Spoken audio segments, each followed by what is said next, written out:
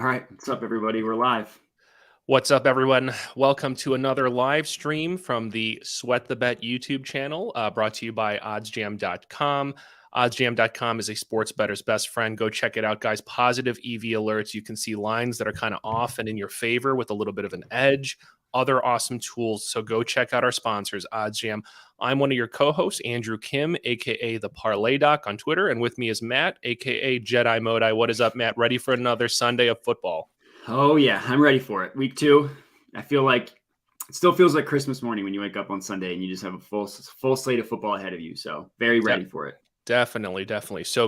So guys, join us on the Sweat the Bet YouTube channel. That's where we're streaming from. So please like us. Each week we have a long, kind of full, almost 1 hour podcast episode, but we also do live streams on Sunday mornings and oftentimes before primetime games to give you some of our favorite bets, props, anything that we see that we want to point out as promos. So let's just get right into it today. So just a quick review, guys, for those of you who missed our recent full episode. Check it out on any podcast medium here on YouTube. Let's go over each week. We've been giving 3 best bets each, and we're trying to track that over the course of the NFL season. Last week, we did go 5-1 on our best bets. So if you want to focus on what we think are the best ones, go check out the episode. But we'll review it right now for those of you who don't have the patience to watch. So real quick for me, I think 2 out of the 3 are unfortunately for tomorrow. So you have time to bet them. So I guess it's not unfortunate. So I think Matt and I were on the same one for one of them. I think we like the Vikings money line. Was that one of yours as well? Or was that not one of your best bets? It wasn't one of my official 3. Gotcha. My prediction was Vikings money line, but it wasn't one of my Gotcha. 3. So my 3 are Vikings money line. I am going to take the Bills to cover -9.5, which is for tomorrow. And then today, it's already shifted, guys. So that's the advantage of taking a listen to our episodes. But you were able to catch it under a key number, Bengals -6.5, and not terrible. I guess a little juice, but -132, I believe I got it at on. You could have got it at either Barstool or Bet River since they have the same line maker. So for today, at least one of them for me is for today.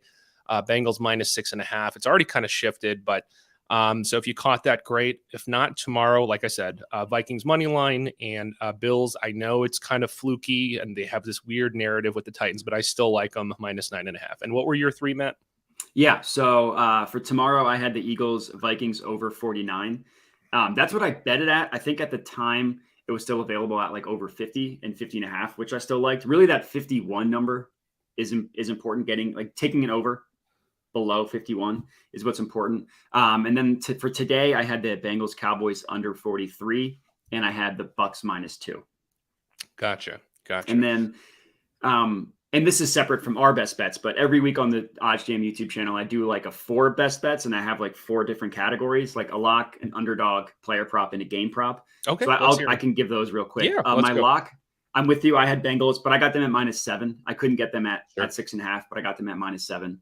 My underdog, this one I actually chose the Dolphins because I do it for Sunday's slate. So none of the games for tomorrow were included. Yep.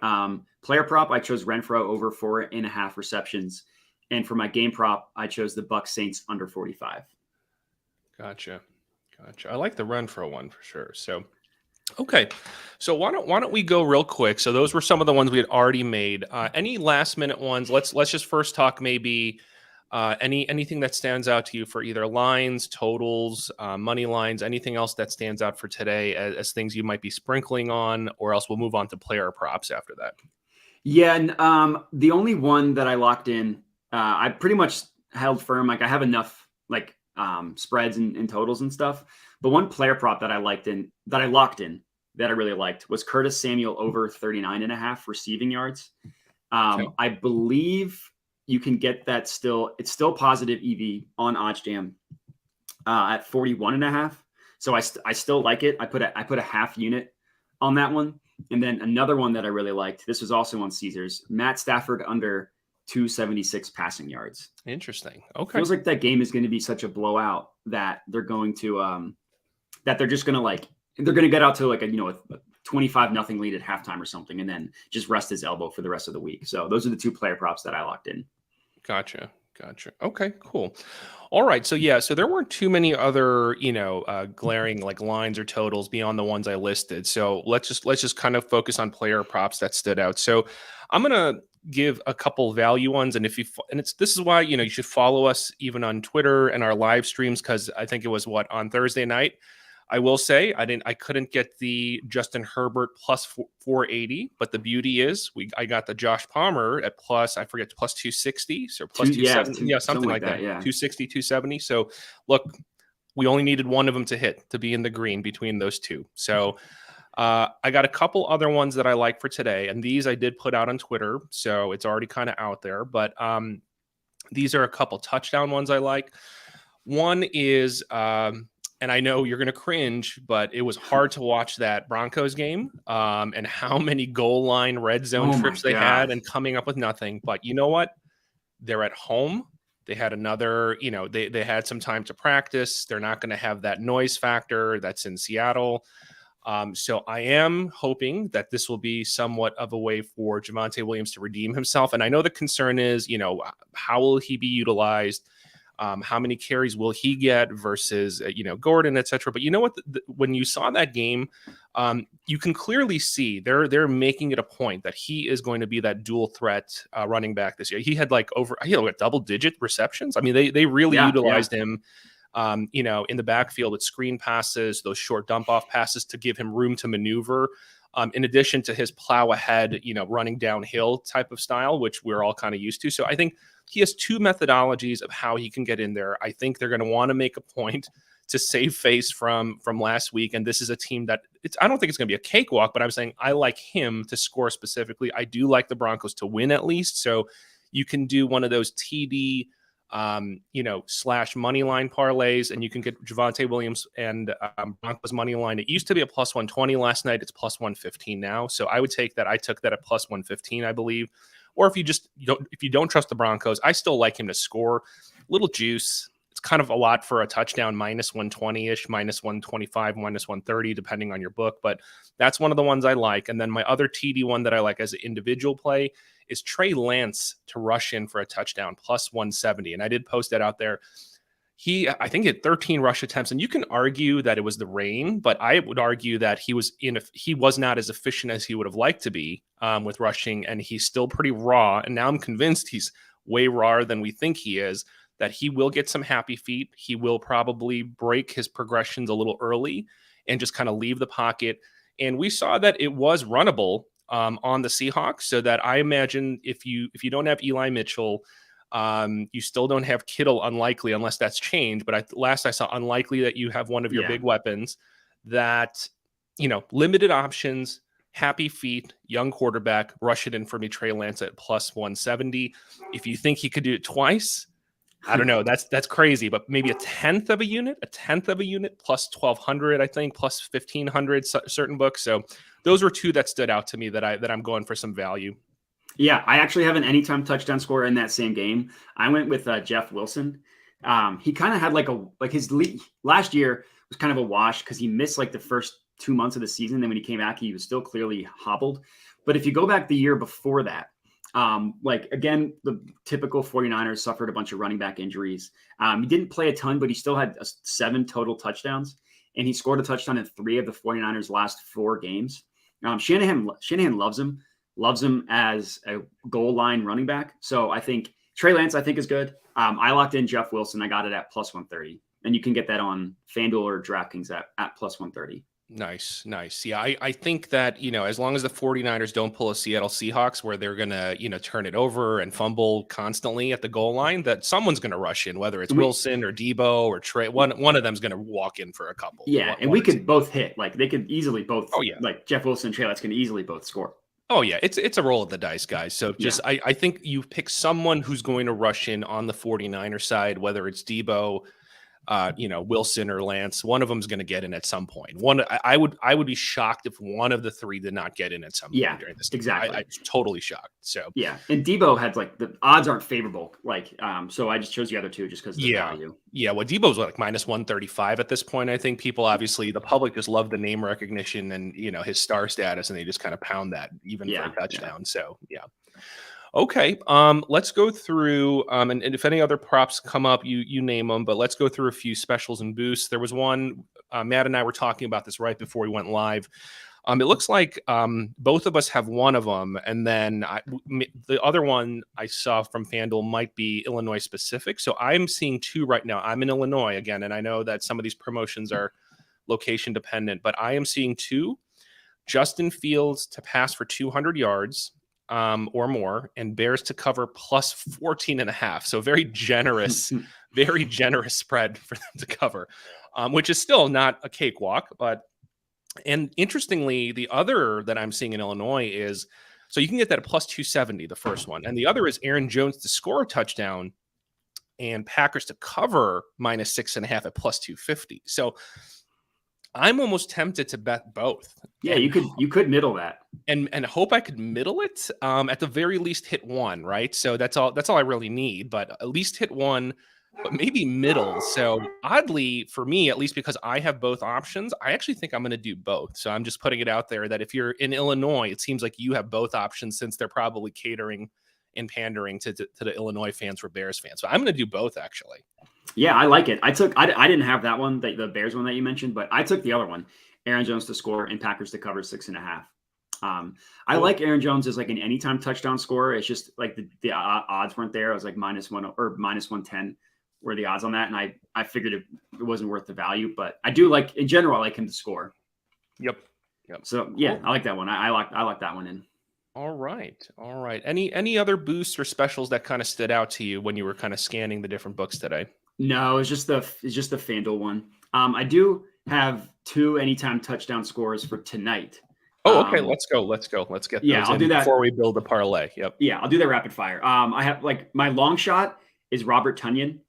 Plus 230. I feel like people kind of forgot about him because last year he was hurt. He wasn't as involved as he was. But the year before, I mean, like he scored 5 touchdowns in the first 3 weeks, and then he scored a touchdown in 6 of their last 7 games in 2020.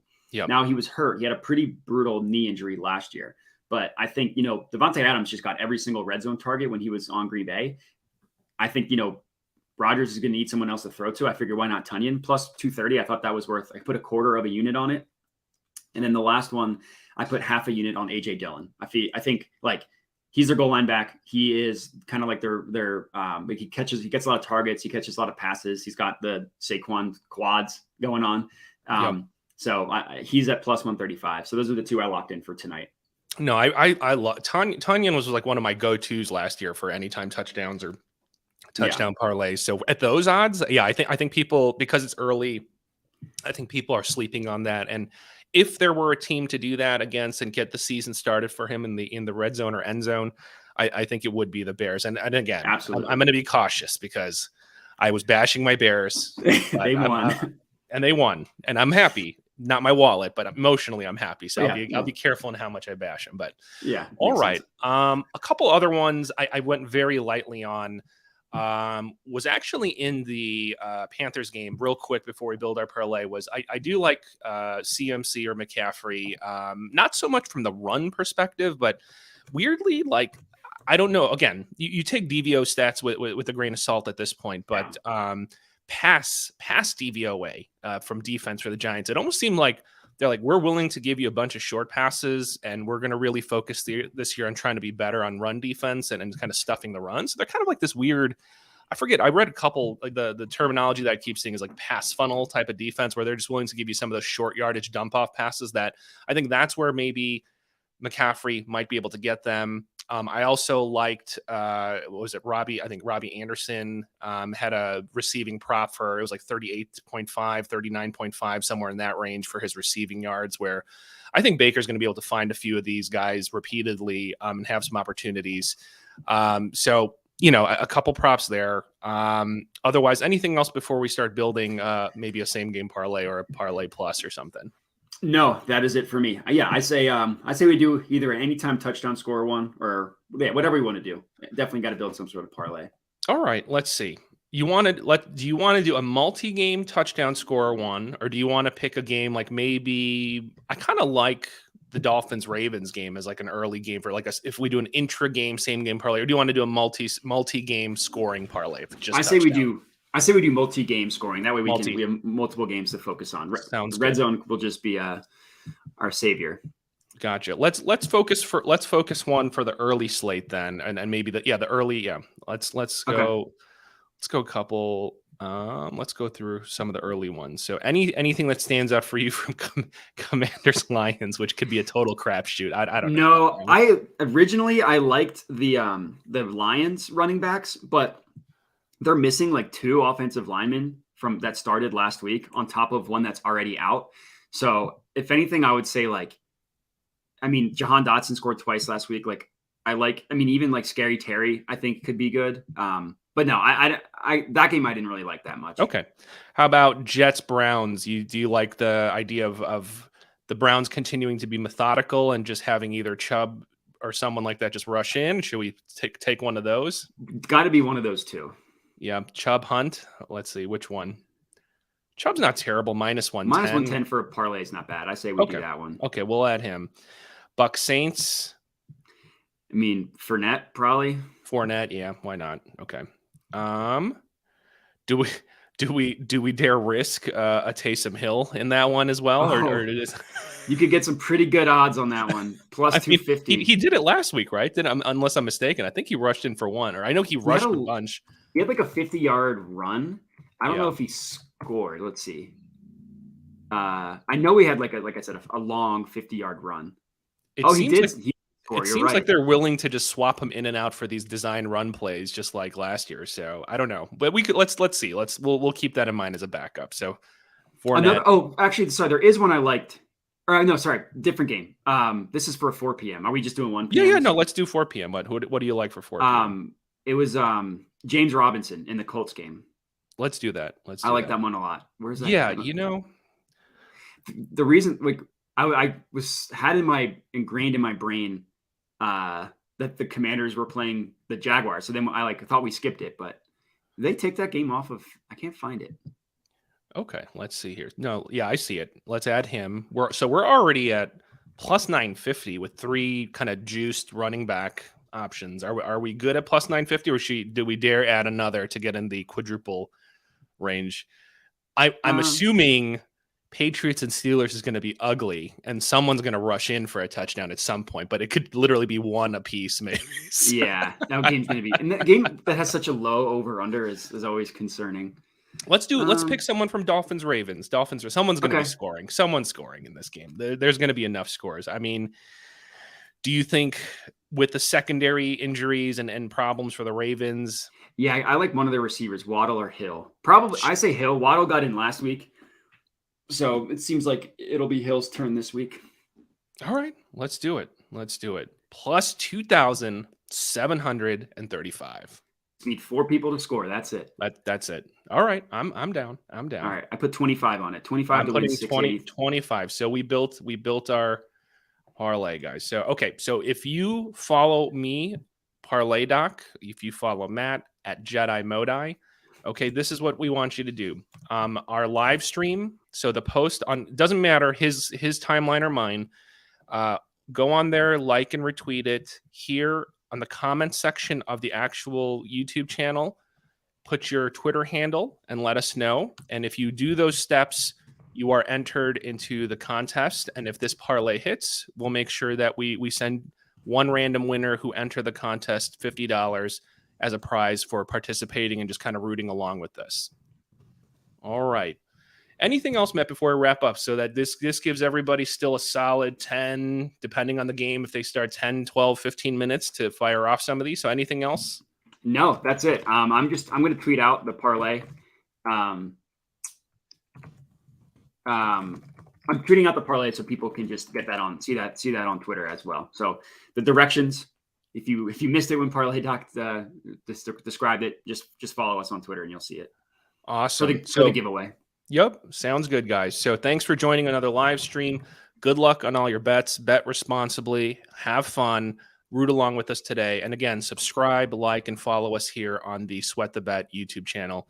Have a good Sunday, week 2, guys. All right. Thanks, guys. All right.